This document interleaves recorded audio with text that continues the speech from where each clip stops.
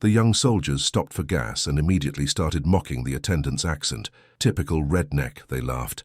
Bobby Jenkins cleaned their windshield silently. He'd seen more combat than all of them combined, but some lessons are learned the hard way. Welcome to Shadow Veteran Stories. They mocked his Alabama accent, called him a typical redneck. What they didn't know, Bobby Jenkins had more confirmed kills than all of them combined. Have you ever underestimated someone? Like and subscribe for more hidden heroes. The morning.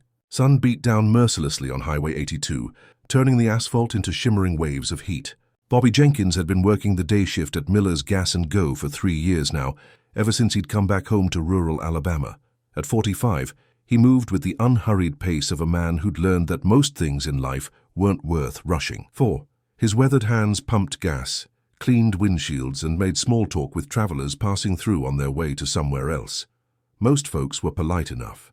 A few were downright friendly, but then there were days like today. The convoy of military vehicles pulled into the station just after noon, dust clouds trailing behind them like brown ghosts.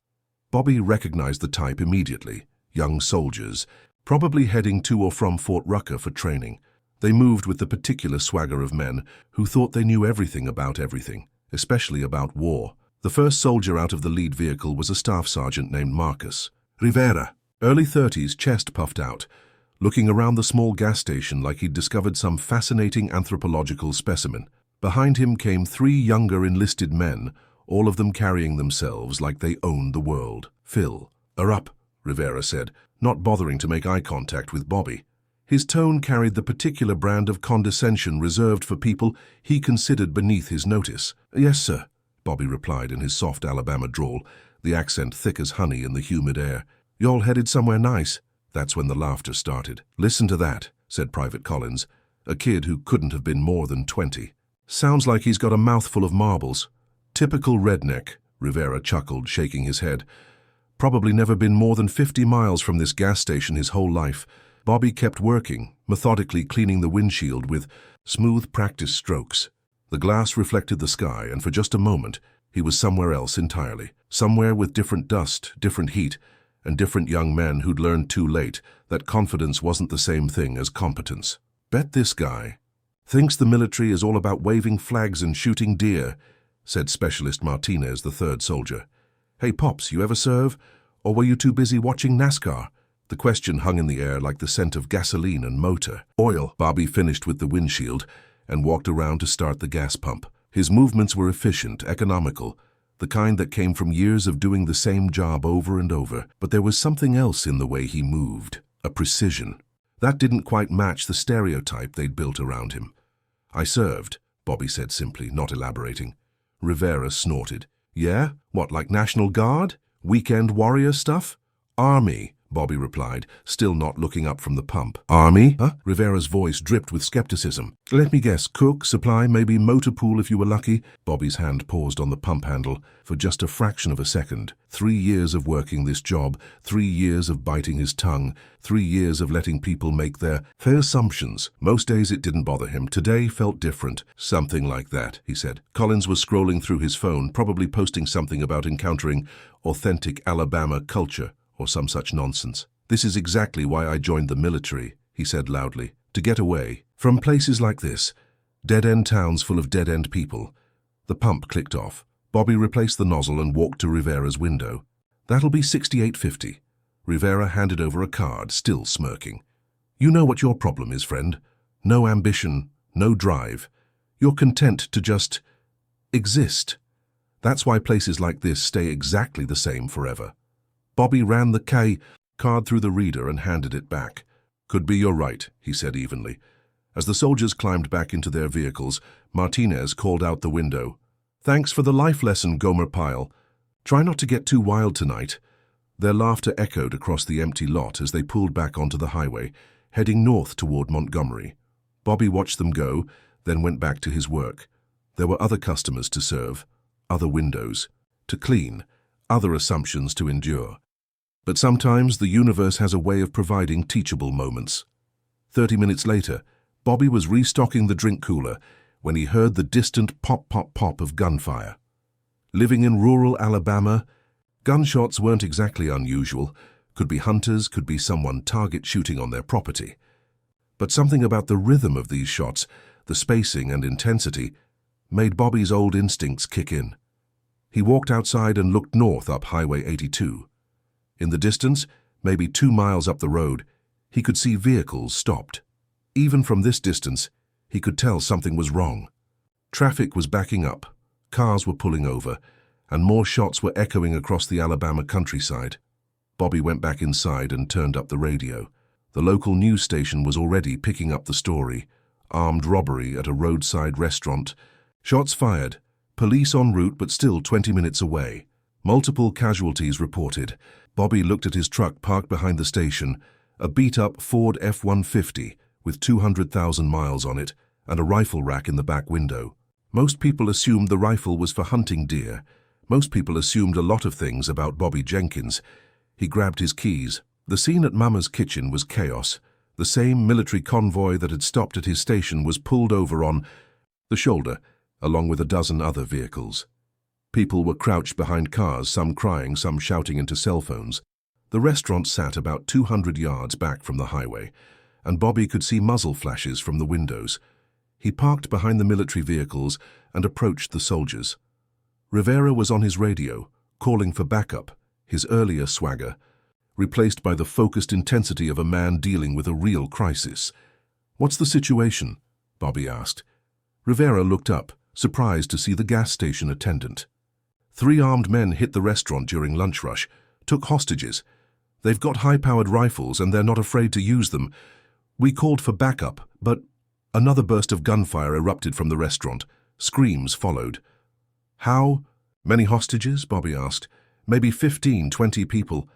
Look, this isn't your problem, old-timer. You should get back in your truck and..." "Which windows are they shooting from?" Rivera paused, studying Bobby's face. Something had changed. The easygoing gas station attendant was gone, replaced by someone asking very specific, very tactical questions. "Main dining room, looks like. 2 shooters visible, maybe a third in the back." Bobby nodded and walked to his truck. He unlocked a toolbox in the bed and pulled out a rifle case. Not the deer hunting rifle that most people would have expected, but a Remington 700 in .308 caliber. Military grade, with a scope that had seen better days but was still perfectly zeroed. "Whoa, whoa," Martinez said, seeing the rifle. "Civilian? You can't just..." "Range?" Bobby asked Rivera, ignoring Martinez. "What? From here to the restaurant? What's the range?" Rivera looked confused. "I don't know, maybe 200 yards. Bobby was checking his rifle, movement smooth and automatic. Bolt action, chambering around, adjusting the scope for distance and wind. His hands moved with the kind of muscle memory that comes from doing something thousands of times. "Wind's coming from the southwest, maybe 8 miles per hour, Bobby said, more to himself than to anyone else. 200 yards, slight downhill angle. "Hey!" Collins shouted. "You can't just start shooting. You'll hit civilians." Bobby looked at him calmly. "Son, I've made this shot before." Rivera was staring now. "Made what shot?" 200 yards, moving target, wind compensation, hostage situation. Bobby's voice was different now, not the slow drawl of a small-town gas station attendant, but the measured cadence of someone who'd done this before. Someone who'd done it a lot. Another burst of gunfire from the restaurant. This time they could see civilians running from a side exit. "They're executing people," Rivera whispered. Bobby took position behind his truck, using the bed as a shooting rest. Through his scope, he could see into the restaurant's main window. 2 men with assault rifles, both wearing body armor, both firing randomly into the crowd of hostages. "I need you to call your backup," Bobby said to Rivera. "Tell them to approach from the east side. In about 30 seconds, the situation inside is going to change." "What are you talking about?" Bobby's breathing slowed. His finger found the trigger. "I'm talking about ending this." The first shot took the gunman by the window center mass, dropping him instantly. Before his body hit the floor, Bobby had worked the bolt and acquired the second target. The second shot came 3 seconds later. Silence. Bobby kept his scope trained on the restaurant, watching for the third shooter. 60 seconds passed. 2 minutes. Then civilians began streaming out of the building. hands raised, some carrying wounded. Rivera was staring at Bobby like he'd never seen him before. Who the hell are you? Bobby was unloading his rifle, clearing the chamber with the same methodical precision he'd shown at the gas pump. Name's Bobby Jenkins. I pump gas down the road. That's not what I mean, and you know it. Bobby closed his rifle case and loaded it back into his truck. When he turned around, all 4 soldiers were staring at him. The condescension was gone, replaced by something that looked a lot like respect, tinged with fear. Army Rangers, Bobby said simply. 3rd Battalion, 75th Regiment. Afghanistan 2008 to 2012. 3 tours, mostly Helmand Province. Martinez's mouth opened slightly. Rangers, but you work at a gas station. I do now. Rivera was putting pieces together. 2008 to 2012. That was some of the heaviest. Fighting in Afghanistan, Helmand was what it was, Bobby cut him off. How many confirmed kills? Collins asked quietly. Bobby looked at him for a long moment. Enough. Police sirens were getting closer now. The hostage situation was over, but there would be questions, reports, probably media attention. Bobby didn't want any of that. I need to get back to work, he said. Y'all have a safe trip now. He climbed into his truck and started the engine. As he pulled away, he could see Rivera on his radio, probably calling in a report that was going to be very interesting to read. Back at the gas station, Bobby went through his normal routine. A few customers stopped by, travelers who hadn't heard about the excitement up the road. He pumped their gas, cleaned their windows, made small talk about the weather. An hour later, Rivera's convoy pulled back into the station. This time, the soldiers climbed out slowly, almost reluctantly. Rivera approached Bobby, who was sitting on a folding chair in the shade drinking a Coke. We wanted to apologize, Rivera said. Bobby looked up at him. For what? For what we said earlier, about you never leaving Alabama, about being a typical, we were out of line. You were making conversation, Bobby said. No harm done. Collins stepped forward. Sir, can I ask, why are you working here? I mean, with your background, you could probably get a job anywhere. Government contractor, private security. Bobby was quiet for a moment, looking out at the highway where the heat was still creating those shimmering mirages. You boys ever kill anybody? The question caught them off guard. Rivera nodded slowly. Yes, sir. Deployment to Iraq. How'd it feel? Necessary, but not good. Bobby nodded. That's the thing about being good at something like that. Eventually you start wondering if maybe you're too good at it, if maybe the world might be better off if you found something else to do with your hands. He gestured around the gas station. This is honest work. I help people get where they're going. I don't hurt anybody and nobody gets hurt because of me. After 12 years of being very, very good at hurting people, that feels like something worth doing. Martinez was staring at his boots. We called you a typical redneck. I am a typical redneck, Bobby said with a slight smile. Born and raised. Here, love NASCAR, hunt deer, drink beer on Saturday nights.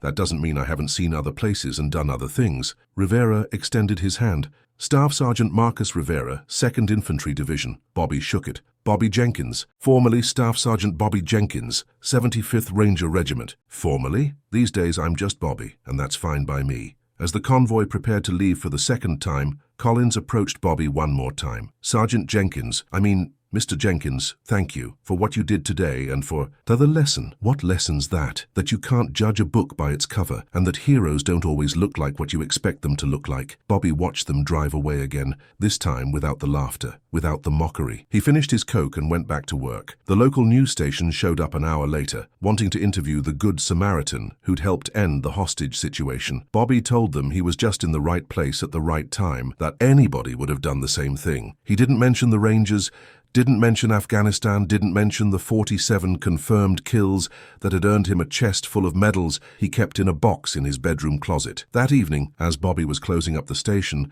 a car pulled in. A woman in her 30s with 2 young children in the back seat. She'd been one of the hostages at the restaurant. Are you the man who stopped them? She asked. Bobby nodded. She started crying. They killed my husband, right in front of my children. And then you saved us. Bobby didn't know what to say to that. He never did. Thank you, she whispered. Thank you for bringing us home. After she left, Bobby sat in his folding chair and watched the sun set over Highway 82. Cars passed by, people heading home to their families, most of them never knowing how close they'd come to tragedy that day. His phone buzzed. A text from Rivera. The Army Times wants to do a story about what happened today. Thought you should know. Bobby deleted the message without responding. Some stories were worth telling. Others were worth living quietly, one day at a time, one tank of gas at a time, in a place where nobody expected heroes to look like small-town gas station attendants with Alabama accents and deer-hunting rifles. But the beautiful thing about heroes, Bobby had learned, was that they didn't need recognition to keep being heroes.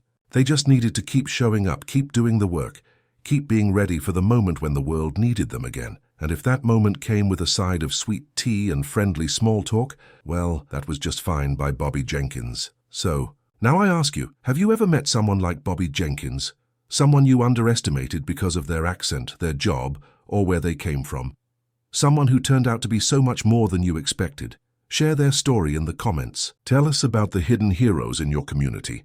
Because at Shadow Veteran Stories we believe that real strength often comes wrapped in the most unassuming packages. Thank you for watching. If this story moved you, please like, share, and subscribe. Help us keep these voices alive, and we'll see you in the next story. Until then, remember that you never know who you're really talking to, so maybe it's worth treating everyone with a little more respect, a little more kindness, and a lot more curiosity about the stories they carry.